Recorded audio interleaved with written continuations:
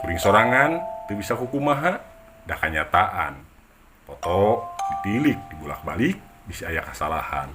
Ngaran salaki genre sarta tanggal jeung tauna teu tingalin. Beres mikeun foto, saya mah undur diri rek pamitan. Menta dihampura sagala bisi kuring nyeri hate meureun teu dicaritakeun oge ieu HP geus kudawang.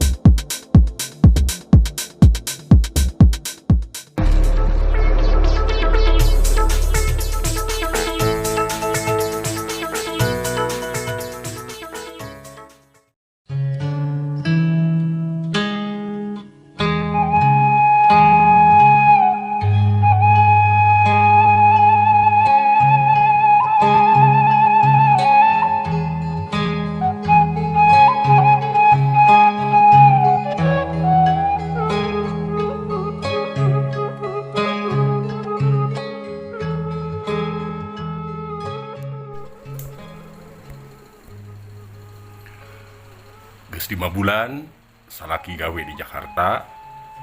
Bubuhan aya nu mawa batur salembur. Yen di Jakarta merlukeun tenaga teknik anu teu hese deui da geus pangalaman dina bidang eta mah. Pensiun tina BUMN nincak ka 3 tahun nya ngarumas. Biasana kabutuhan di rumah tangga cukup, ayeuna tinggal sesana. Duit saeutik biar robot sangkan mahi keur sabulaneun. Aya paribasa baheula mah loba duit tapi waktuna sempit. Ayeuna sabalikna loba waktu luang duitna weurit. Kadang kuring sorangan sok karunya nenjo salaki ugah ligeh teu puguh meureun kabayang keneh kana pagawean baheula. Gawe di Jakarta teu nitah atawa nyaram da kahayang sorangan. Atoh be nu aya balik seminggu sakali teu jadi masalah. Sabot beberes di tengah imah, nah atuh kadatangan semah nu teu disangka tianggalna budak awewe parawan umur kira 20 tahunan. Punten, ieu bumina Bapak Ajay. Sajongjongan kuring ngahuleng, nah asa muringkak bulu punuk, beda rasa kana awak ngabiri kidi. Nenjo kana tingkah polahna, komo ieu parawan ditelek-telek bleg asa ka budak sorangan. Boa-boa salaki teh, tapi moal mungkin jajauheun teuing. Salaki tara kalingitan peuting, unggal poe aya di imah, komo geus lila teu digawe, ngeujeunna balueng mikiran kahirupan keur sapopoe. Tadina sagala aya dijamin ku nagara, ayeuna karasana ke resiko dapur ge teu mahi. Ngabelaan anjuk hutang lain bohong. Anak 3 geus pada rumah tangga kabeh, hayang hirup nganang-nganing ngarasakeun nikmatna duaan. Ngabelaan pas imah dibongkar jang tempat usaha, diajar dadagangan kana sembako. Keur ngabangbrangkeun pikiran. Ari Neng ti mana? Bare ka saha? Nanya jentre pisan.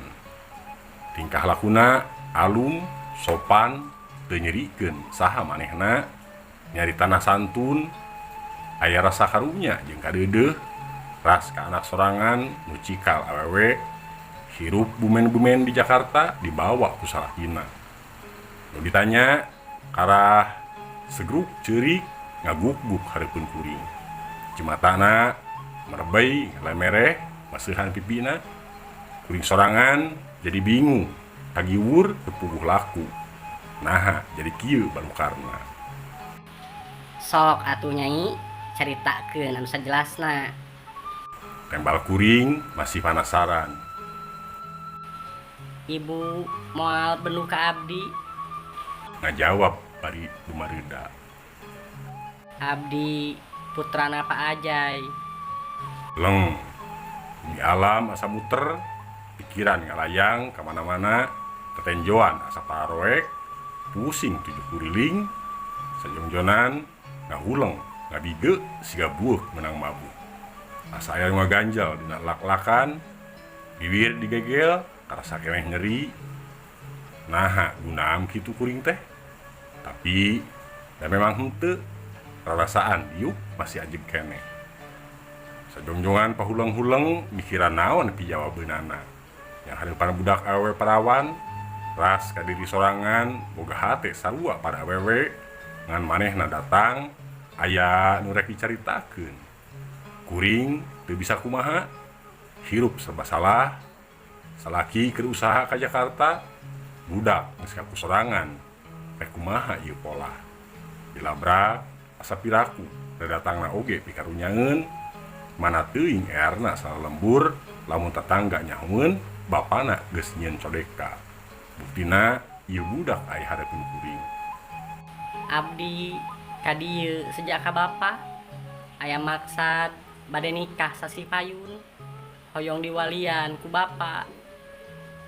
Rita satarabasna tanpa tedeng aling-aling. Kalawan basana lancar, kaluar tina hate bersih ngabudalkeun impianana. Sigana geus lila dikemu ti angalna keneh, hayang aya pamuntangan, hirup lalagasan, waktuna jatuh rami, rek kabali ngungcun. Gusti, dosa naon atuh abdi teh dipaparin cocoba anu sakieu abotna, berat nyuhun, berat tanggung, berat narimakeunana.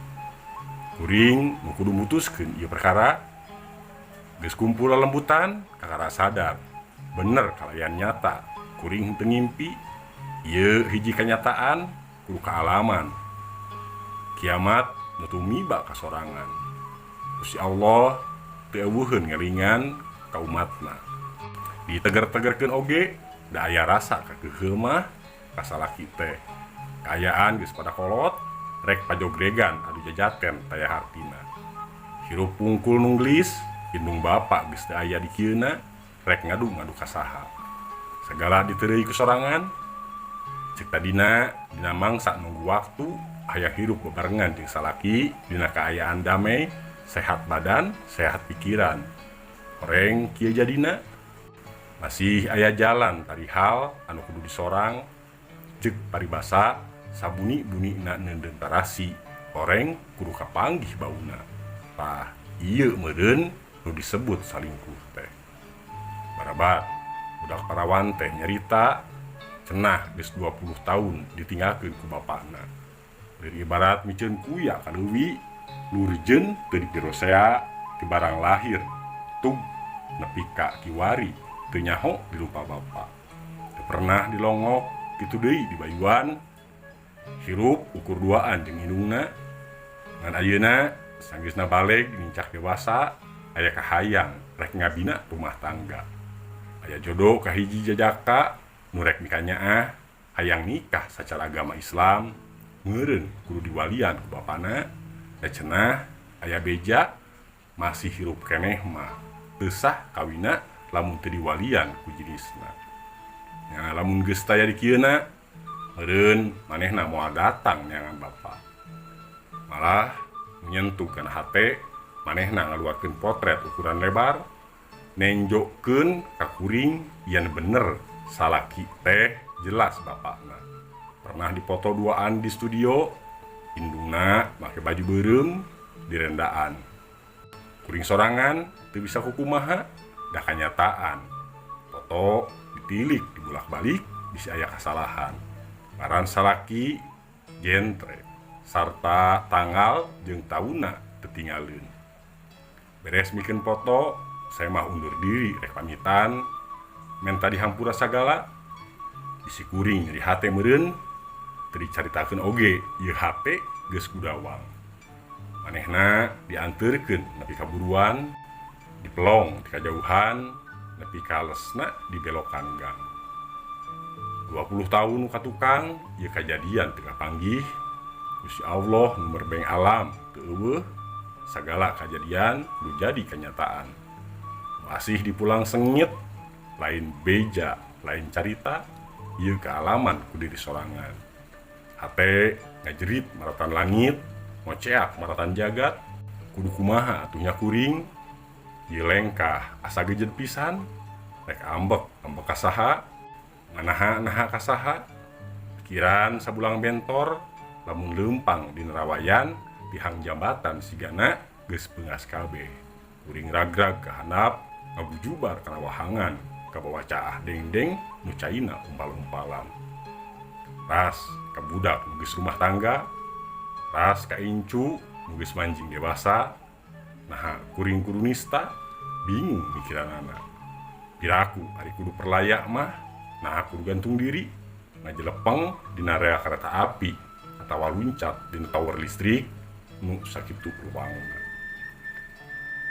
Ngabina rumah tangga nu geus sakitu lilana asa disapirakeun teu dihargaan ku salaki, hiji kalakuan nu teu unik kitu. Raheut ieu hate kuring, peurihna nataku, karasana nyeri nepi ka tulang iga. Ngarayap kana sungsung balung, tembus nepi kana jantung. Namun dipencit siga Nabi Ismail, puguh deui, da eta mah kelayan wahyu ti Gusti Allah. Hate asa disasak, ngarakacak, rajet, nu sarajet-rajetna.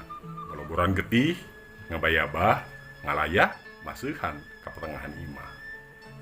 Kuring masih kena boga harga diri, dicibit pipi karasa nyeri keneh.